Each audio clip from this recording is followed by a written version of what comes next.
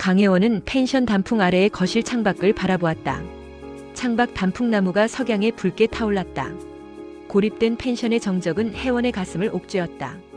그녀는 테이블 위 와인잔 4개를 다시 한번 확인했다. 각자는 완벽한 간격으로 놓여 있었고 촛불은 흔들림 없이 빛났다. 모든 것이 완벽했다. 그녀가 지난 10년간 갈망해온 통제된 속죄의 무대. 하지만 완벽하게 정리된 공간과 달리 혜원의 왼손은 미세하게 떨리고 있었다. 그녀는 오른손으로 떨리는 손을 덮으며 숨을 깊게 들이마셨다. 이제 곧 시작이다.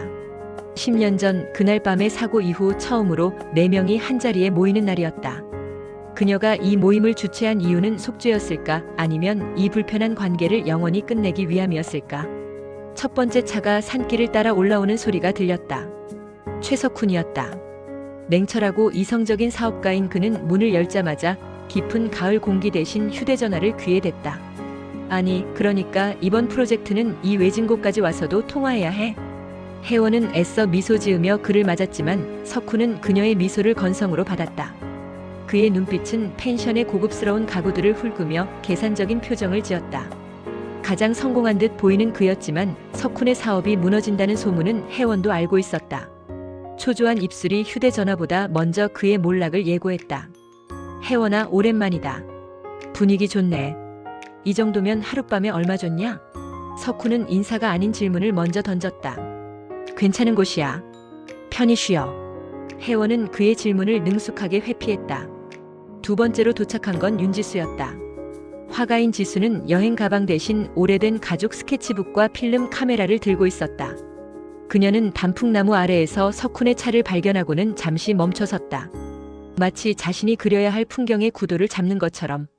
지수는 혜원에게 다가와 혜원의 어깨를 가볍게 껴안았다. 강혜원, 내가 이런 완벽한 모임을 주최할 줄이야. 10년 만에 보는데 여전히 내 세상은 빈틈이 없네. 칭찬 같았지만 그 속에는 비난의 날카로움이 숨어 있었다. 혜원은 지수의 눈을 피하지 않았다. 지수는 10년 전 사건의 직접적인 피해자와 가장 가까웠던 친구였다. 그녀의 예민한 감수성은 늘 혜원의 숨겨진 죄책감을 꿰뚫어 보는 듯했다. 완벽할 필요는 없지. 그냥 편히 쉬다가. 혜원의 목소리는 애써 평온했다. 마지막으로 도착한 것은 한민재였다. 그는 가장 늦게 도착했음에도 불구하고 가장 커다란 환호성을 지르며 어색한 공기를 깨뜨리려 했다. 다들 분위기 왜 이래? 가을 단풍처럼 타오르는 재회를 해야지. 민재는 여행작가 특유의 과장된 제스처로 거실에 들어섰다. 그는 석훈과 지수를 순서대로 끌어안으며 억지로 활기를 불어넣었다. 혜원을 향해서는 잠시 망설이는 듯 했지만 이내 그녀를 껴안으며 작게 속삭였다. 잘했어, 혜원아. 내가 아니면 누가 하겠어.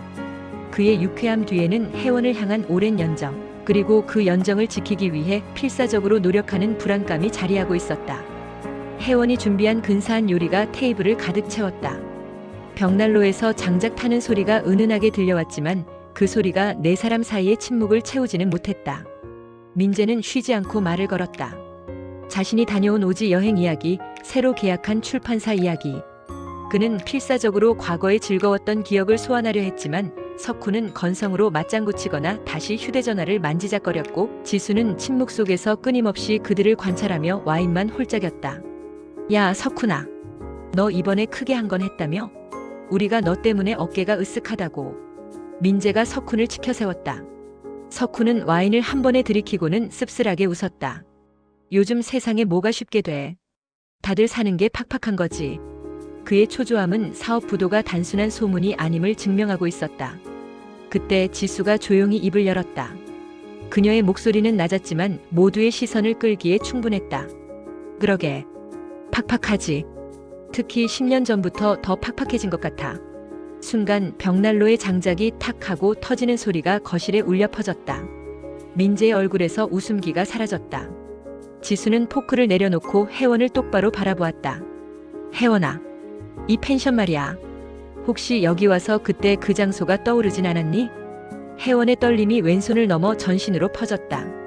그때 그 장소.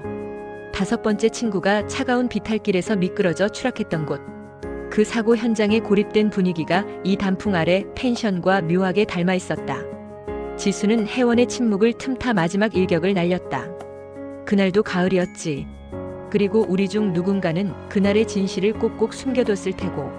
자정이 가까워지자 네 사람은 각자의 방으로 돌아갔다. 혜원은 침대에 앉아 불안을 억누르려 했지만 복도에서 미세한 노크 소리가 들렸다. 최석훈이었다. 잠깐 얘기 좀 하자. 석훈은 혜원의 동의 없이 문을 열고 들어와 문을 닫았다. 그의 얼굴은 피곤함과 탐욕으로 일그러져 있었다. 석훈은 혜원을 향해 손가락질하며 포효했다. 속죄? 아니면 내가 망설였던 그 순간을 영원히 봉인하려고. 그의 목소리에는 명수의 추락, 소리를 떠올리게 하는 둔탁한 울림이 섞여 있었다. 석훈은 침대 모서리에 앉으며 낮은 목소리로 말했다. 내가 지금 사업이 무너질 위기야.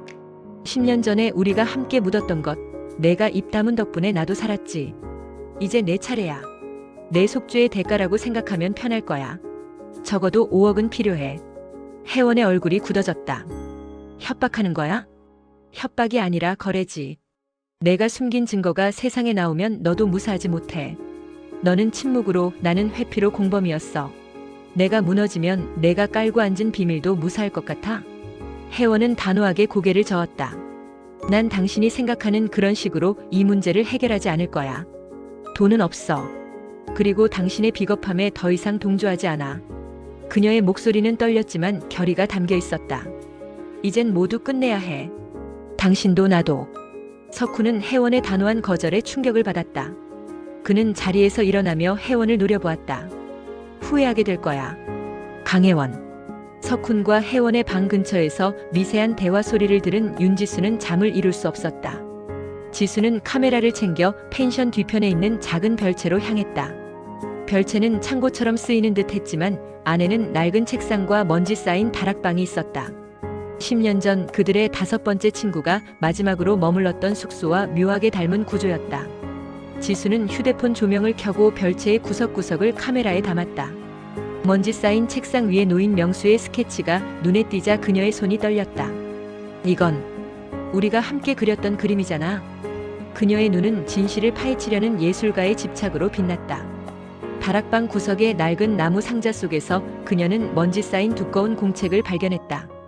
단풍 아래 펜션 방명록. 페이지를 넘기자 평범한 방문객들의 즐거운 글들이 이어졌다. 하지만 가장 마지막 페이지, 글이 끝난 지 오래된 듯한. 그곳에는 누군가가 펜이 아닌 날카로운 것으로 긁어 새긴 듯한 문구가 있었다. 진실은 이곳에 묻힌다. 글씨체는 그들 네 사람의 것이 아니었다. 지수는 심장이 쿵쾅거리는 것을 느꼈다. 펜션 자체가 그들의 죄책감을 알고 속삭이는 듯 했다. 지수는 이 방명록을 조용히 접어 스케치북 사이에 숨겼다. 그녀는 이제 확신했다. 이 펜션은 단순히 모임 장소가 아니라 진실을 위한 무덤이었다. 다음 날 아침 모두가 억지로 웃으며 아침 식사를 하는 동안 한민재는 불안감을 감출 수 없었다. 그는 전날 밤 혜원과 석훈 사이에 오갔을 긴장감을 짐작하고 있었다. 혜원을 향한 석훈의 노골적인 압박과 지수의 날카로운 눈빛에 민재는 모임의 평화를 지키려는 자신의 역할이 무너지고 있음을 깨달았다. 답답함을 이기지 못한 민재는 산책을 핑계로 호숫가로 내려갔다. 단풍이 끝없이 이어진 호숫가 주변은 안개가 짙게 깔려 스산한 분위기를 자아냈다. 그때 그는 호수 바로 옆 젖은 흙 위에서 빛나는 무언가를 발견했다. 녹이 슬기 시작한 작은 은색 펜던트였다. 민재는 그것을 주워 올렸다. 펜던트에는 조그맣게 H, W라는 이니셜이 새겨져 있었다. 강혜원. 왜 혜원은 이런 외딴 호숫가에서 소중한 물건을 잃어버렸을까? 이곳에서 무엇을 했던 것일까? 민재는 혜원이 이 모임에서 어떤 행동을 꾸미고 있는지에 대한 의심을 떨칠 수 없었다. 그는 재빨리 펜던트를 주머니 깊숙이 숨겼다. 그날 저녁 네 사람은 다시 거실에 모여 앉았다. 전날의 냉랭함을 없애기 위해 혜원은 직접 만든 디저트를 가져오겠다며 잠시 자리를 비웠다. 그녀가 부엌으로 들어선 지 5분도 채 되지 않았을 때 복도에서 쾅 하는 굉음이 들렸다. 뭐야? 민재가 벌떡 일어섰다. 세 사람이 급히 소리가 난 석훈의 방으로 달려갔다. 문이 살짝 열려 있었고 희미한 연기 냄새가 흘러나왔다. 방 안은 아수라장이었다. 석훈이 거실에서 자랑했던 수백만 원짜리 나무 조각상 하나가 바닥에 떨어져 산산조각 나 있었다. 그리고 그 옆 전열기구 옆에 쌓아뒀던 사업 관련 서류 뭉치 일부가 검게 그을려 연기가 피어오르고 있었다. 화재가 더 번지기 전에 석훈이 급히 물을 뿌려 진압한 듯 했다. 석훈은 분노와 공포가 뒤섞인 얼굴로 서류를 발로 짓밟았다. 이게 무슨 짓이야? 누가 내 방에 들어왔어? 그때 혜원이 디저트 접시를 들고 복도에 나타났다. 그녀의 표정은 완벽하게 하얗게 질려 있었다. 석훈은 그녀를 향해 손가락질하며 포효했다. 강혜원, 내 짓이지? 나한테 경고하는 거야? 석훈의 포효는 거실에 긴장된 공기를 산산조각 냈다. 말해. 내가 내 방에 들어왔지? 내가 그 조각상을 깨고 서류에 불을 지른 거지. 석훈은 방금까지도 완벽했던 혜원의 얼굴을 향해 비열한 미소를 지었다.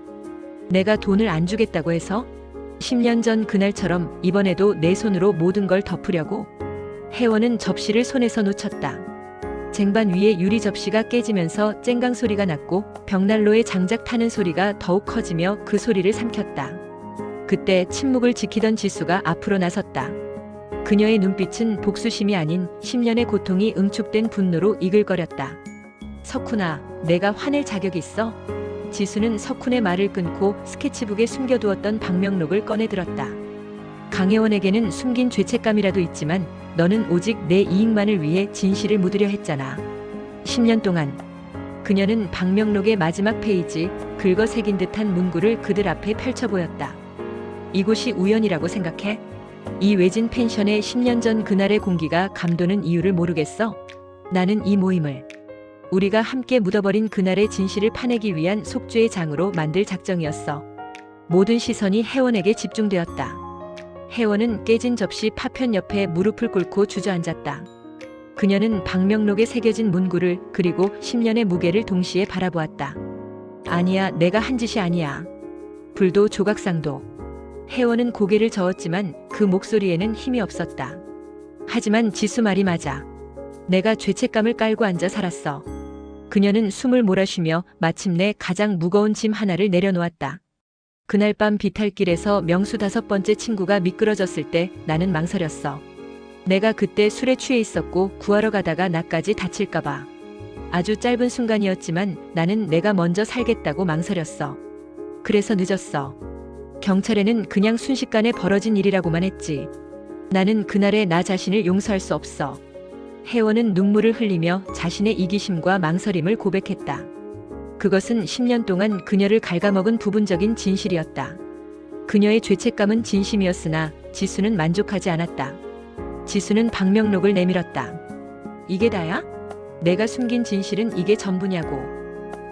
지수의 날카로운 추궁에 혜원이 다시 침묵으로 돌아가려는 순간 여태껏 중재자 역할을 하려 애쓰던 민재가 드디어 폭발했다.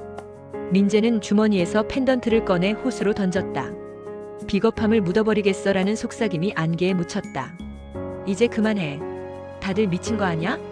석훈아, 너는 혜원이가 그날 망설였다는 약점 잡고 10년 동안 얼마나 비겁하게 살았는지 알아? 민재는 석훈에게 다가가 멱살을 잡았다. 사고 직후 내가 혜원이에게 했던 말이 아직도 내 귀에 맴돈다고.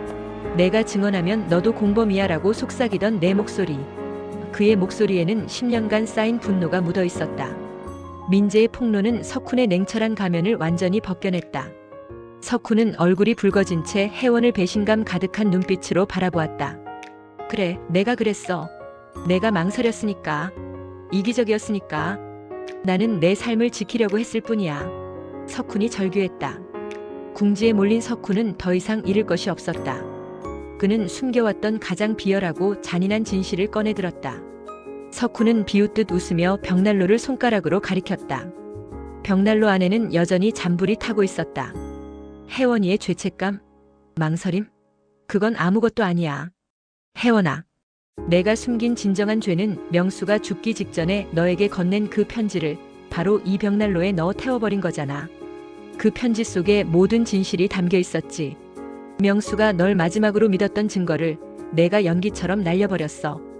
혜원의 눈이 공포로 크게 확장되었다. 지수는 충격에 휩싸여 말을 잃었고 민재는 자신의 믿음이 산산조각 나는 것을 느꼈다. 혜원의 눈에서 흘러내리던 눈물마저 얼어붙었다. 그녀는 결국 가장 추악한 비밀이 폭로되었음을 깨달았다. 아니야, 그건 혜원이 마지막 변명을 하려 했지만 목소리는 나오지 않았다. 민재는 벽난로에 꺼져가는 불꽃을 그리고 혜원의 절망적인 얼굴을 번갈아 보았다. 그가 10년 동안 덮어주려 했던 혜원을 향한 연정은 배신감과 분노로 바뀌었다. 이 비겁한 것들. 민재는 분노에 차서 석훈에게 달려들었다. 내가 내 인생을 망쳤어. 민재가 석훈의 멱살을 잡았다. 내 협박이 내 인생을 망쳤어.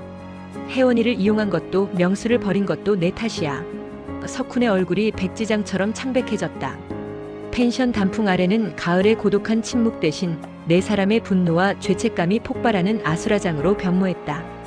거실은 전쟁터 같았다. 엎어진 테이블, 깨진 유리 조각, 사방에 흩어진 서류 뭉치. 두 남자의 몸싸움은 순식간에 끝났지만 그들이 만들어낸 파괴는 고스란히 남아있었다. 석훈은 숨을 헐떡이며 벽에 기댔고 민재는 바닥에 주저앉아 머리를 감쌌다. 지수는 여전히 방명록을 든 채 혜원의 절망적인 얼굴만 응시했다. 벽난로의 잔불마저 잿빛으로 변하며 어둠을 키웠다. 그 누구도 먼저 말을 꺼내지 못했다. 10년 동안의 우정, 믿음, 그리고 그 모든 것을 지탱하던 거짓말들이 산산조각난 소리만 거실을 채웠다. 혜원은 천천히 자리에서 일어나 부엌으로 향했다. 그녀는 접시를 주우려는 것이 아니었다. 그녀는 테이블 구석에 놓아두었던 작은 성냥갑을 집어들었다. 석훈이 말했다. 명수가 죽기 직전에 그녀에게 건넨 편지. 명수는 그녀를 향한 마지막 부탁을 담았거나 혹은 사고의 진실을 기록했을 것이다. 그 편지를 벽난로에 던져 넣던 날 혜원은 자신이 한 짓이 단순한 증거, 인멸이 아닌 명수의 마지막 목소리를 영원히 침묵시킨 잔인한 배신이었음을 알았다. 혜원은 벽난로에 성냥을 던졌다. 명수의 목소리를 영영 지우는 거야? 제가 흩어지며 죄책감도 사라지는 듯 했으나 오히려 불꽃은 그녀의 얼굴에 그림자를 드리웠다. 나는 내가 불태운 것이 그저 명수가 나한테 했던 고백이나 원망이길 바랐어. 내가 죄책감을 덜 수 있기를. 혜원의 목소리는 텅 비어 있었다. 하지만 이제 알겠어. 내가 불태운 건 내 속죄의 기회였어. 그녀는 성냥불이 손가락 끝에 닿아 뜨거워질 때까지 응시하다가 그 불꽃을 벽난로의 제위에 떨어뜨렸다. 벽난로는 침묵했다. 석훈은 더 이상 거실에 있을 수 없었다. 그의 비겁함과 몰락은 이제 공식화되었다. 사업의 부도와 10년간의 협박이 한꺼번에 터져나왔다. 그는 비틀거리며 자신의 방으로 돌아가 지갑과 차키만 챙겼다. 그을린 서류 뭉치나 깨진 조각상 따위는 이제 중요하지 않았다.